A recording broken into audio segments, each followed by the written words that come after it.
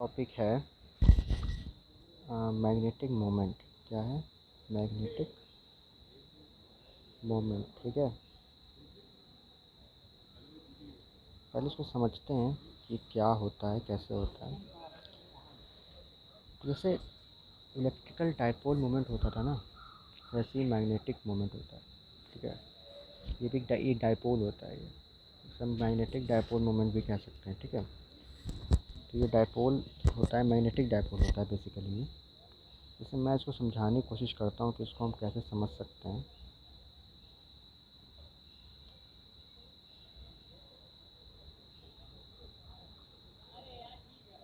जैसे ये एक मैग्नेटिक फील्ड इस तरह से अप्लाइड है। ठीक है, और इस मैग्नेटिक फील्ड में मैंने क्या किया है, एक लूप डाल दिया है इसे।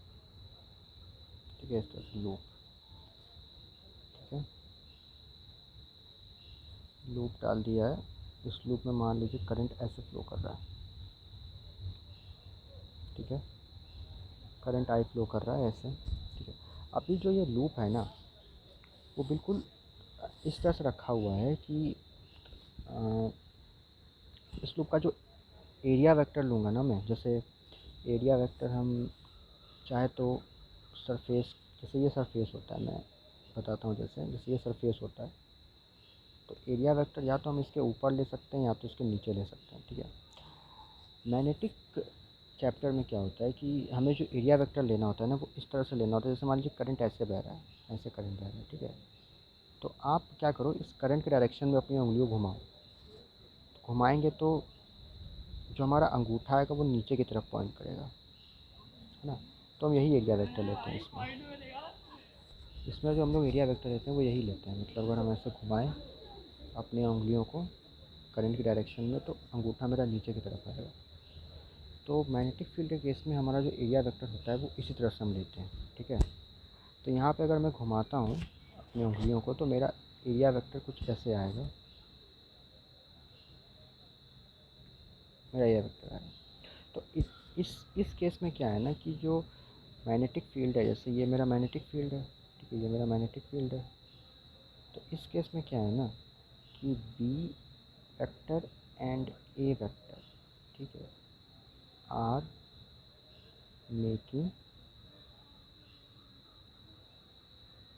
0 डिग्री एंगल। मतलब दोनों पैरेलल है, ये कह सकते हैं पैरेलल है। ठीक है, ऐसे निशान बना दिया मैंने, पैरेलल। दोनों क्या है, पैरेलल है। ठीक है, इस तरह से रखे हुए हैं। तो अगर मैं इसको थोड़ा सा ऊपर से देखूँ ना, अगर मैं ऊपर से व्यू करूँ इस फिगर को, जैसे मान लीजिए मैं यहाँ से व्यू करता हूँ इस फिगर को। ठीक है, तो मैं यहाँ से अगर व्यू कर रहा हूँ इस फिगर को ऊपर से, तो मुझे कैसा दिखाई देने वाला है, मुझे कुछ इस तरह दिखाई देगा कि मैग्नेटिक फील्ड तो ऐसे जा रही होंगी इस तरह से। ठीक है, और एरिया वेक्टर जो होगा ना वो कुछ ऐसे होगा। ये मेरा एरिया वेक्टर होगा बिल्कुल इसके पैरेलल। ठीक है, ये होगा मैग्नेटिक फील्ड और ये होगा मेरा एरिया वेक्टर। ठीक है, अब मैं करने क्या वाला हूँ ना कि मैं यहाँ पे थोड़ा सा डिस्टरबेंस करने वाला हूँ। इस एरिया वेक्टर का जो एंगल है ना मैग्नेटिक फील्ड से, उसको मैं थोड़ा चेंज कर दूँगा। तो मैं क्या कर दूँगा ना, थोड़ा सा इस जो लूप है मेरा उसको मैं थोड़ा टिल्ट कर दूँगा। ठीक है, क्या कर दूँगा मैं, उसको थोड़ा टिल्ट कर दूँगा। तो जैसे क्या है कि मैग्नेटिक फील्ड तो मेरा ऐसे है। ठीक है, इस तरह से ये मेरा मैग्नेटिक फील्ड है। इस तरह से मैंने क्या किया, एरिया वेक्टर को थोड़ा सा टिल्ट कर दिया, ऐसे कर दिया। मतलब उस लूप को मैंने ऐसे थोड़ा टिल्ट कर दिया। ठीक है, अगर आप ध्यान दें तो फिगर में आपको कुछ ऐसे दिखाई देगा ये। ठीक है, और मैग्नेटिक फील्ड बिल्कुल सीधा होगा ऐसे, बिल्कुल सीधा होगा इस तरह से, और थोड़ा टेढ़ा है। तो अगर आप देखेंगे तो अब एक एंगल क्रिएट हो रहा है, थीटा। ठीक है, तो मैं वही करना चाहता हूँ कि ये तो मेरा मैग्नेटिक फील्ड है बी। ठीक है, और मेरा एरिया वेक्टर कुछ ऐसे जा रहा है। ठीक है, ये मेरा एरिया वेक्टर है। तो यहाँ पे एंगल कितना डेवलप हो गया, थीटा। कितना एंगल डेवलप हो गया, थीटा। ठीक है, तो इस केस में क्या होगा ना, अगर हम देखें यहाँ पर, देखिए फोर्स तो पहले भी लग रहा था इस लूप के ऊपर, क्योंकि क्या है ना कि लूप के अंदर करंट फ्लो कर रहा है। तो अगर करंट फ्लो कर रहा है, मैग्नेटिक फील्ड में रखा हुआ है, तो फोर्स तो पहले भी लग रहा था। अगर हम फोर्स निकाले जरा, तो आप यहाँ पे ये लूप क्या है, आप कह सकते हो ये लूप 4 वायर से मिलकर बना हुआ है, ठीक है। तो सबसे ऊपर वाले पे अगर हम देखें तो फोर्स मेरा लग रहा था इस तरह से ना। फोर्स निकालना तो आप जानते हो, तो मैं इसको लिख दे रहा हूँ कि फोर्स ऊपर ऐसे लग रहा था, ठीक है। और नीचे वाले पे फोर्स नीचे ऐसे लग रहा था, इस पे ऐसे लग रहा था, इस पे ऐसे लग रहा था, ठीक है। एफ एफ ठीक है, एफ है ना। ये एफ जो ही नहीं, सब एफ सेम ही हो। आ, ऊपर वाला नीचे वाले के यहाँ पे सेम है, ठीक है, क्योंकि ये रेक्टेंगल रूप आप संभाल के चलो, ये रेक्टेंगुलर लूप मैंने लिया है यहाँ पे, ठीक है ना। तो ऊपर वाला जो है ऊपर जो फोर्स लग रहा है वो नीचे वाले के सेम है, ठीक है। तो हम इसे कह सकते हैं कि ये F1 है, ये F2 है, ठीक है। सॉरी, ये भी F1 है, ये F2, तो ये F2, ठीक है। आप ऐसे ले लो, है ना, उसमें कोई प्रॉब्लम नहीं है। अब जब मैं इसको डिस्टर्ब कर दूंगा ना, तो देखिए F1 F2 के मैग्नीट्यूड में तो कोई चेंज नहीं आएगा, क्योंकि पहले भी ये जो लेंथ थे ना, ये पहले भी जो क्या कर रहे थे, मैग्नेटिक फील्ड से 90 डिग्री बना रहे थे, ये अब भी 90 डिग्री बना रहे हैं। डिस्टर्ब करने के बाद भी ये 90 डिग्री ही फॉर्म कर रहे हैं, तो इसमें तो कोई फ़र्क नहीं पड़ने वाला, ठीक है, कि फोर्स के मैग्नीट्यूड्स में तो कोई फ़र्क नहीं पड़ने वाला, ठीक है। डायरेक्शन में भी कोई फ़र्क नहीं पड़ेगा, डायरेक्शन भी काहे के लिए चेंज होगी, या डायरेक्शन भी थोड़ा ना रोज चेंज होगी। मैं तो खाली हल्का सा लूप को टिल्ट कर रहा हूँ, उससे मेरा एंगल तो चेंज नहीं हो रहा, जिससे तो डायरेक्शन चेंज करे, तो ऐसा भी कुछ नहीं है। तो यहाँ पे जो बेसिकली जो फ़र्क पड़ेगा ना, वो F2 के जो फोर्सेस लग रहे हैं ना, एक इधर साइड लग रहा है अंदर की ओर, एक बाहर आ रहा है बिल्कुल। जैसे ये जो फोर्स है ये वाला, ये तो मेरे बोर्ड के अंदर जा रहा है, और ये वाला F2 क्या है, मेरे बोर्ड के बाहर आ रहा है। तो इनके प्लेन ऑफ एक्शन में फ़र्क पड़ेगा। मतलब कहने का मतलब मेरा ये है ना, कि अगर मैंने डिस्टर्बेंस किया, ठीक है, तो होता क्या है कि एफ जैसे ये एक मिनट मैं इसको थोड़ा सही से बनाता हूँ। ये एक पार्ट होगा उसका लूप का, ये दूसरा पार्ट होगा, ठीक है। तो यहाँ पे होगा क्या कि इधर तो लग रहा है F2, इधर भी लग रहा है F2, इनके जो लाइन ऑफ एक्शन है ना वो डिफरेंट हो जाएंगे। F1 के डिफरेंट नहीं होंगे, F2 के डिफरेंट। अगर मैं ऊपर से आपको दिखाऊँ ना, तो मैं आपको दिखाता हूँ, मैं थोड़ा सा इसको टिल्ट कर चुका हूँ, ठीक है, इस तरह से। तो अब होगा क्या ना, F2 इधर वाला F2 इधर लगेगा, इधर वाला F2 इधर लगेगा। अब देख रहे हो, ये देखो कितना लाइन ऑफ एक्शन में, देखो कितना फ़र्क आ गया। ये देखो एक फ़र्क आपको दिखाई दे रहा होगा लाइन ऑफ एक्शन में। तो ये जो फ़र्क आया ना लाइन ऑफ एक्शन में, तो इसके कारण क्या होता है कि अभी भी नेट फोर्स तो ज़ीरो है, फोर्स तो यहाँ पे नहीं लग रहा है, फोर्स यहाँ पे नहीं लग रहा है। बट अब आप देखोगे ना, तो ये दोनों फोर्स मिलकर टॉर्क लगा रहे हैं, है ना। ये दोनों फोर्स मिलकर क्या कर रहे हैं, टॉर्क क्रिएट कर रहे हैं। तो अब यहाँ पे जो बात होती है ना, वो टॉर्क की आ जाती है कि अब यहाँ पे टॉर्क क्रिएट हो रहा है, ठीक है ना, टॉर्क क्रिएट हो रहा है। अब ये टॉर्क क्या करेगा ना, आपने देखो, आपने जो डिस्टर्ब किया है ना, आपने डिस्टर्बेंस कर दिया है यहाँ पे। आपने डिस्टर्बेंस कैसे कर दिया, मैग्नेटिक फील्ड था ऐसे, ठीक है, आपने इसको टिल्ट कर दिया, ठीक है। एरिया वेक्टर हो गया है ऐसे, आपने थीटा एंगल को टिल्ट कर दिया। अब आप ध्यान दो कि ये जो F1 F2 है ना, जो टॉर्क लगा रहे हैं ना, वो इस थीटा को कंपनसेट कर रहे हैं, मतलब इस थीटा को वापस से ख़त्म कर रहे हैं। जितना आपने डिस्टर्बेंस यहाँ पे क्रिएट किया है ना, वो डिस्टर्बेंस को ये दोनों मिलकर ख़त्म करना चाहते हैं, अगर आप ध्यान दें तो, ठीक है ना। जो भी आपने डिस्टर्बेंस क्रिएट किया उस डिस्टर्बेंस को ये ख़त्म करना चाहते हैं, ठीक है। तो ये ऐसे ही एक्ट करेंगे ताकि ये डिस्टर्बेंस क्या हो जाए, ख़त्म हो जाए यहाँ से, ठीक है। बात समझ में आ रहा है। तो इसे ये जो है ना, ये से कहते हैं रिस्टोरिंग टॉर्क होगा ये, मतलब ये जो डिफॉर्मेशन हो रहा है ना लूप में, उसको वापस से रीगेन करना चाहता है, तो ये रिस्टोरिंग टॉर्क है यहाँ पे, ठीक है। अच्छा अच्छा, अब देखिए F1 जो है ना, F1 वो टॉर्क नहीं लगाएंगे, क्योंकि ऊपर में अभी भी जो लाइन ऑफ एक्शन है वो सेम रहेगा ऊपर में, F1 F2 में, ठीक है, वो सेम रहेगा। सॉरी, F1 में सेम रहेगा लाइन ऑफ एक्शन अभी भी, है ना। जो भी लाइन ऑफ एक्शन का डिस्टर्बेंस हो रहा है वो किस में हो रहा है, F2 में हो रहा है, ठीक है। तो खाली F2 ही यहाँ पे टॉर्क लगाएगा।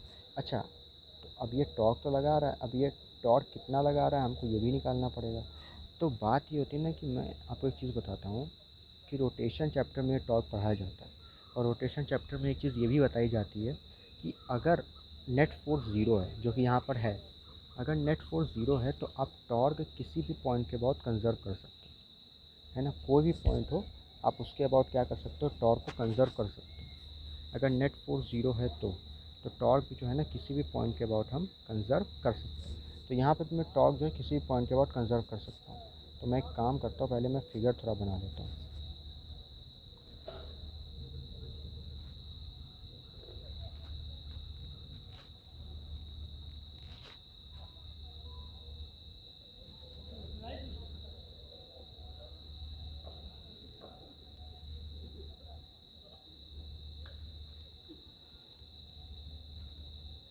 मैं इसको एफ लिख ले रहा हूँ, ठीक है।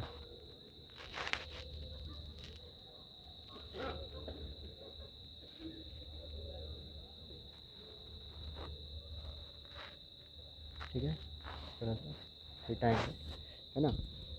तो मैं किसी पॉइंट के बाद कंसिडर करा सकता हूँ। तो मैं एक काम करता हूँ ना, मैं जो पॉइंट लेता हूँ यहाँ पे कंजर्वेशन के लिए वो यही ले लेता हूँ, इसी के ऊपर आ जाता हूँ।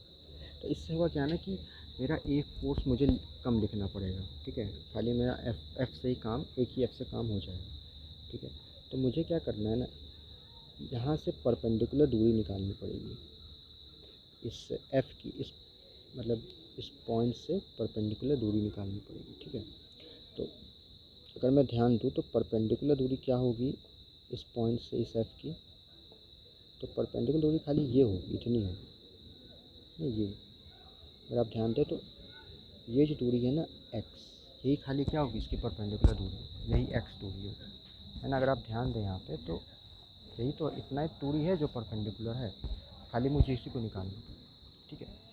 खाली मुझे इसी को निकालना पड़ेगा। अच्छा, अब मैं एक काम करता हूँ, यहाँ पे मैं क्या काम करता हूँ कि मैं जो ये जो था ना मेरा लूप, इसका मैं ऊपर का साइड ए ले लेता हूँ, इधर का साइड में बी ले लेता हूँ, ठीक है। इधर का साइड क्या ले लेता हूँ, बी।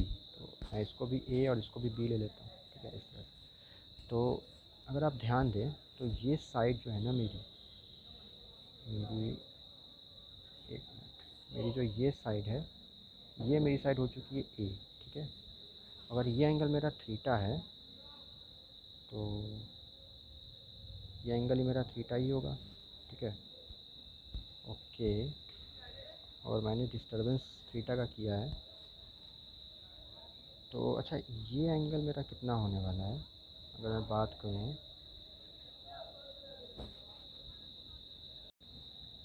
हाँ, तो ये एंगल मेरा कितना होने वाला है, ये एंगल मेरा होने वाला है 90 माइनस थीटा। कितना हो रहा है, 90 माइनस थीटा।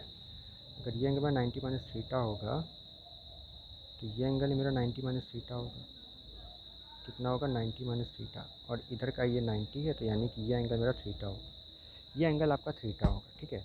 आप इसे प्रूव कर सकते हो ज्योमेट्री से, आप इसे ज्योमेट्री से प्रूव कर सकते हो, कोई प्रॉब्लम की बात नहीं है। ये एंगल हमारा थीटा होने वाला है, ठीक है। तो मैं इस ट्रायंगल को यहाँ पे बना सकता हूँ इस तरफ, ठीक है।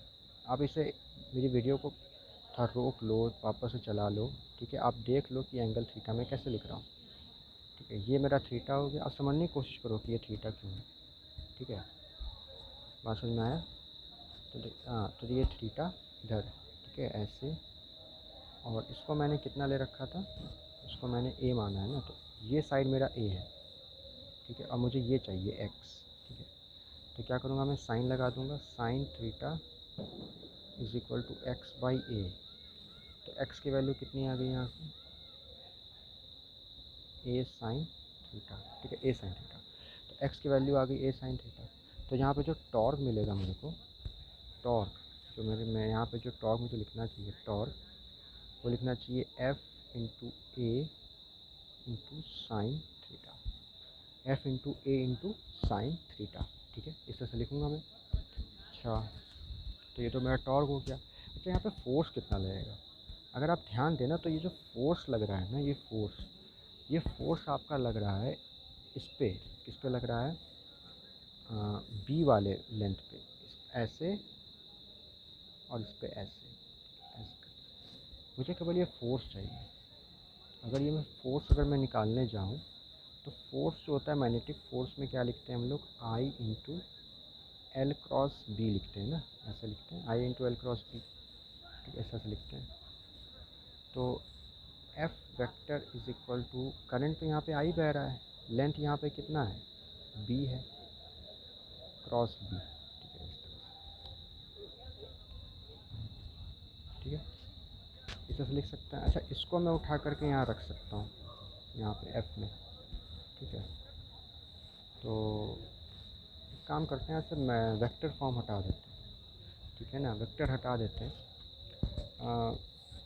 तो क्योंकि एंगल 90 बन रहा है यहाँ पे, जो बी है ना, स्मॉल बी, और मैग्नेटिक फील्ड जो लेंथ है वो वाले पोर्शन की, डॉट वो लूप की, और जो मैग्नेटिक फील्ड है, दोनों जो एंगल बना रहे हैं वो कितना बना रहे हैं, 90 डिग्री ही बना रहे हैं। कितना बना रहे हैं, 90 डिग्री बना रहे हैं। तो मैं क्या कर सकता हूँ ना, इसको रिप्लेस कर सकता हूँ, F is equal to I small B into capital B. ठीक है, इस तरह से।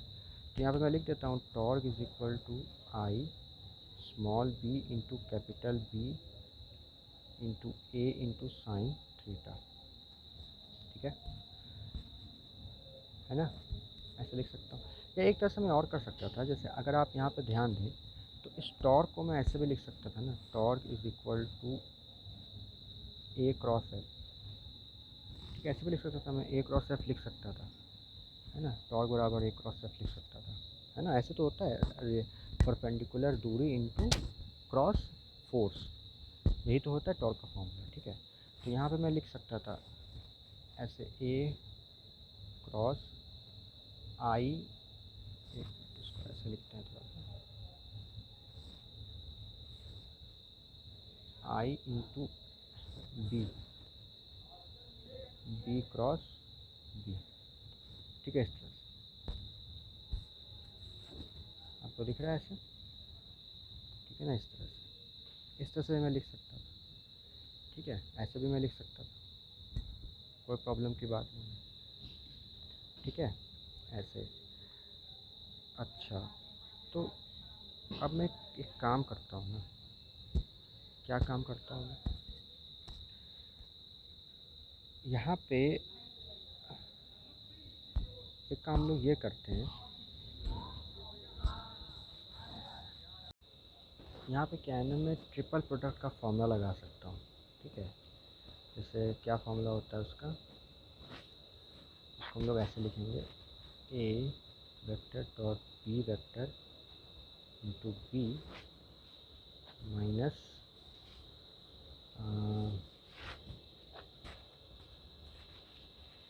ए vector dot B vector into B. ठीक है, ऐसे लिख सकते हैं हम। ठीक है, अच्छा, पहले यहाँ पे है ए डॉट बी। ठीक है, A dot B, capital B मतलब मैग्नेटिक फील्ड का। ठीक है, तो इस, अगर हम यहाँ पे देखें ना, तो मैग्नेटिक फील्ड तो ऐसे लग रही थी। ठीक है, और ए मेरा कैसे था, ऐसे था, ए मेरा ऐसे है, ऐसे करंट ऐसे बह रहा, तो ए मेरा ऐसे है। तो अच्छा, एरिया वेक्टर यहाँ पे एंगल बना था थीटा। ठीक है, थीटा एंगल बना था, तो ये कितना एंगल बनाएंगे दोनों, ये थीटा बना रहा है ना, तो ये एंगल भी कितना होगा, थीटा होगा। ठीक है, तो ये एंगल दोनों कितना मिलकर बना रहे हैं, अगर हम ध्यान देंगे, एक मिनट, फिगर थोड़ा गंदा हो गया। देखिए, मैं आपको बताता हूँ, एरिया वेक्टर कुछ ऐसे है। ठीक है, ये एरिया वेक्टर एंगल बना रहा है थीटा, जो मैग्नेटिक फील्ड और ये जो एंगल बना रहे हैं वो पूरा का पूरा ये है। ठीक है, पूरा का पूरा ये है। ठीक है, तो इतना तो 90 है, इतना 90, और थीटा ये एक्स्ट्रा, थीटा एक्स्ट्रा हो गया।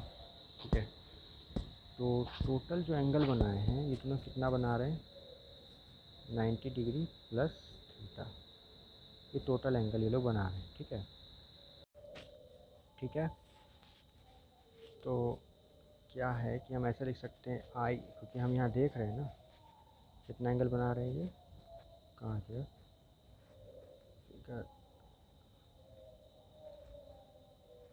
यहाँ 90 डिग्री प्लस थीटा। ठीक है, तो मैं यहाँ पर रिप्लेस कर सकता हूँ, A B cos 90 degree plus theta into B vector. अच्छा, ए डॉट बी यहाँ पे कितना है, 90, उस एंगल 90 है ए और बी के बीच में, है ना, क्योंकि रेक्टेंगुलर हैं बिल्कुल। हमारे 90 डिग्री लिया है तो ये डॉट प्रोडक्ट ज़ीरो आने वाला है, ठीक है। तो इसको हम लोग कुछ नहीं करेंगे। यहाँ पे कितना आने वाला है, torque is equal to minus का I A sine theta into B और बी, ठीक है ऐसे, ठीक है इस तरह से आने वाला है, ठीक है। अच्छा देखिए इस बी का क्या है ना, ये बी वेक्टर को भी मैं लिख सकता हूँ, जैसे मैं लिख सकता हूँ आपका मॉड ऑफ बी यानी कि बी, और इसका डायरेक्शन देखिए हम किधर भी ले सकते हैं। जैसे अगर आप ध्यान दें कि एक तो बी जो होगा वो नीचे जा रहा होगा, एक भी ऊपर जा रहा होगा, इन दोनों में से हम कोई सा भी ले सकते हैं, ठीक है। तो मैं यहाँ पे एक काम करता हूँ ना, ऐसा लेता हूँ, इस तरह का लेता हूँ। हालांकि वैसे अगर हम ध्यान दें ना, तो हम जब सॉल्व कर रहे थे हमने टॉर्क यहाँ से निकाला था, कहाँ से निकाला था, यहाँ से निकाला था, ठीक है। तो मैं क्या कर रहा हूँ,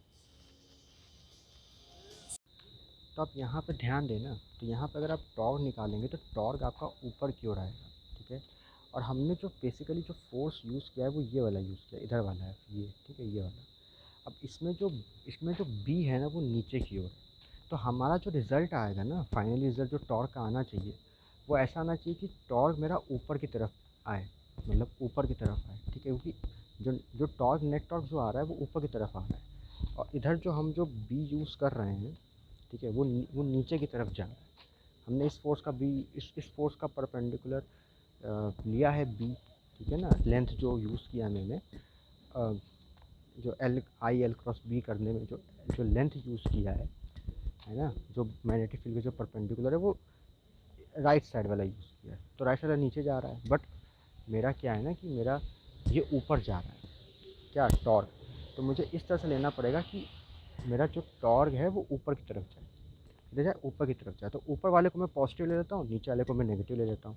तो मैं इसको ऐसे ले लेता हूँ, माइनस का आर कैप, कुछ ऐसे लिख लेता हूँ आर कैप, या बी कैप लिख लेता हूँ, बी कैप, ठीक है। ये बैलेंस का बी कैप क्या बता रहा है कि नीचे का डायरेक्शन बता रहा है, ठीक है, कि मैं नीचे की तरफ ये मेरा जा रहा है, ठीक है। और बल्कि मेरा जो टॉर्क है वो ऊपर की तरफ है, तो मैं एक को पॉजिटिव एक को नेगेटिव ले लेता हूँ। तो टॉर्क मेरा ऊपर की तरफ है तो उसे तो मुझे पॉजिटिव लेना पड़ेगा, यानी कि ये मेरा नेगेटिव होगा, ठीक है। तो मैं यहाँ पे रख देता हूँ इसको ज़रा, तो क्या आने वाला है, टॉर्क इज़ इक्वल टू, ये काफ़ी गहराई में करा रहा हूँ मैं, ठीक है, ये कुछ ज़्यादा डेप्थ हो गया है। हालांकि मैं चाहता भी हूँ कि आप लोगों को समझ में आए इस तरह से, ठीक है ना, साइन थीटा इंटू बी और माइनस का बी कैप, ठीक है, इस तरह से, ठीक है। अब यहाँ पे होगा क्या, ये माइनस माइनस कैंसिल हो जाएंगे, और ये फॉर्मूला आपका कुछ ऐसे बन के आने वाला है, I A B sine theta into B cap, ठीक है। ये बी कैप क्या है, ऊपर का डायरेक्शन है, टॉर्क मतलब ऊपर की ओर लग रहा है, ठीक है। अच्छा यहाँ पे अगर आप एक चीज़ का ध्यान देना, तो ए बी जो है ना वो आपका एरिया है। अब ध्यान दें तो ए बी आपका क्या है, एरिया है आपका, ए बी आप इसको आप रिप्लेस कर सकते हो एरिया से। तो ए इज़ इक्वल टू क्या है, ए इंटू बी, ठीक है।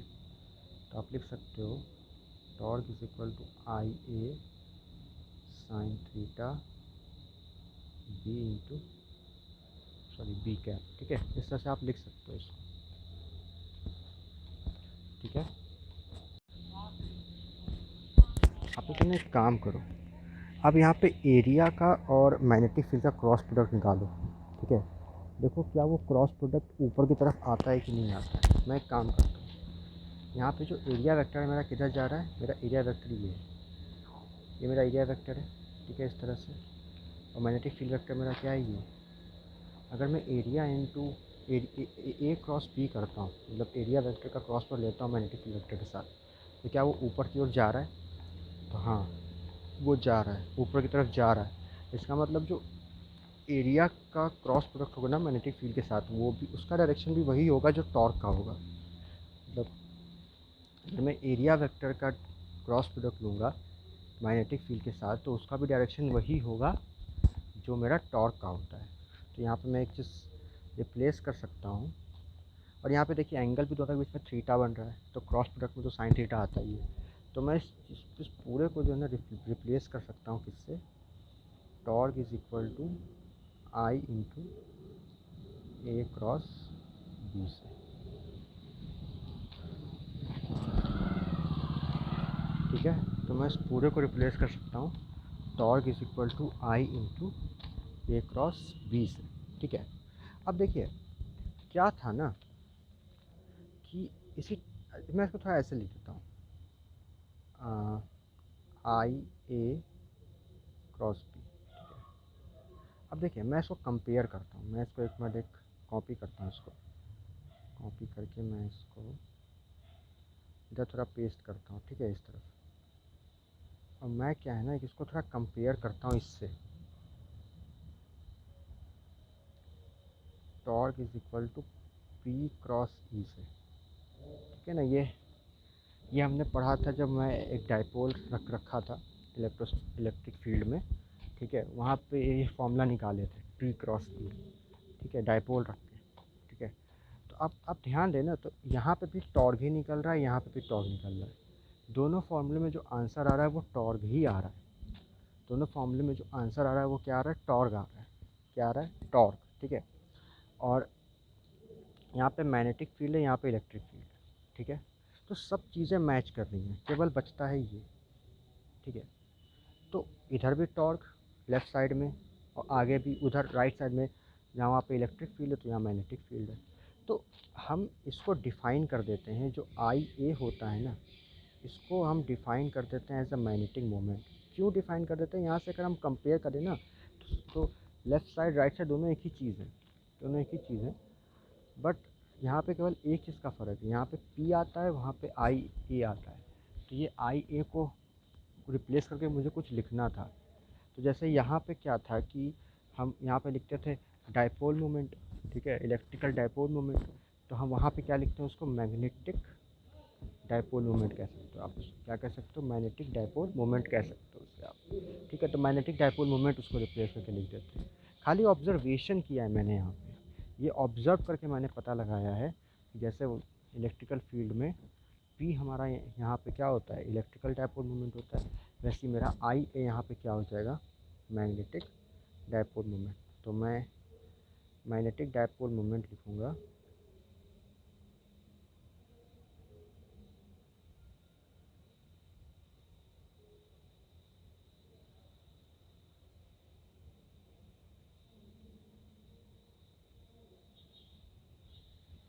ठीक है, इस तरह से मैं लिख दूँगा बस।